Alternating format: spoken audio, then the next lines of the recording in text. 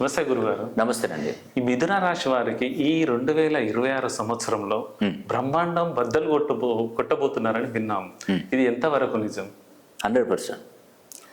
బ్రహ్మాండం బద్దలు కొట్టుడు కాదు, ముల్లోకాలను జయిస్తారు. ఓకే. పంచభూతాల సాక్షిగా నేను చెప్పే విషయం అక్షరాల నిజం. మిథున రాశి ఇప్పుడు ప్రజెంట్ మిథున రాశిలో గురువు ఉన్నాడు. ఓకే. దేవతల గురువు అయినటువంటి బృహస్పతి. ఓకే. ఈ దేవతల గురువు అయినటువంటి బృహస్పతి 2వ తారీఖు 6వ నెల 2026 సంవత్సరంలో మిథునంలో నుండి కర్కాటకంలోకి వస్తున్నాడు గురువు. ఓకే. ఇది ప్రతి 12 సంవత్సరాలకు ఒకసారి మిథున రాశి వారికి ద్వితీయ స్థానం యోగిస్తుంది. ఓకే. కర్కాటక రాశి రాష్ట్రాధిపతి చంద్రుడు. చంద్రుడు ఎన్నో నంబర్ వాడు అంటే 2వ నంబర్ వాడు. ఓకే. ఆ 2వ నంబర్లోనే గురువు వచ్చున్నాడు. అంటే ఒక విధంగా చెప్పాలంటే ఒక ఎండిపోయినటువంటి చెట్టుకి ఒక ప్రాణశక్తి వస్తే చిగురిస్తుంది, చూసారా? అవును. ఆ లైఫ్ వీళ్ళకు కలగబోతుంది. ఓకే. ఇది మిథున రాశి వారికి. ఓకే. ఈ సంవత్సరం మీరు ఏ పని చేసినా ఆ పనిలో విజయం కలుగుతుంది తప్పకుండా. ఓకే. ఉద్యోగంలో విజయం, వ్యాపారం పెట్టడం, వ్యాపారంలో కోట్లు సంపాదిస్తారు. ఓకే.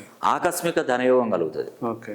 ఉన్నట్టుండి ఏదైనా ఒక కాల్ వచ్చి మీరు విదేశాలకు వెళ్ళిన అవకాశమే ఉంటుంది. ఓకే. మీ ప్రయత్నం అస్సలే వెనక్కి తగ్గకుండా మీరు ముందుకు వెళ్తున్నారు. మీ ప్రయత్నం ముందుకే ఉంటుంది ఎప్పుడు కూడా. ఓకే. మీరు ఇప్పటి వరకు అన్ని దారులు నడిచారు. ముళ్ళలో నడిచారు, రాళ్లలో నడిచారు, ఎండలో నడిచారు, అన్నీ అనుభవించారు మిథున రాశి వారు. కష్టం. ఎందుకంటే మిథున రాశి రాష్ట్రాధిపతి బుధుడు. ఈ యొక్క మిథున రాశికి ఉదాహరణకి ఏంటంటే మిథున రాశి వారికి ఏంటంటే తెలివితేటలు ఎక్కువ ఉంటుంది. కానీ ఎంత తెలివి ఉన్నా కూడా ఏం ప్రయోజనం లేదు, డెవలప్మెంట్ లేదు.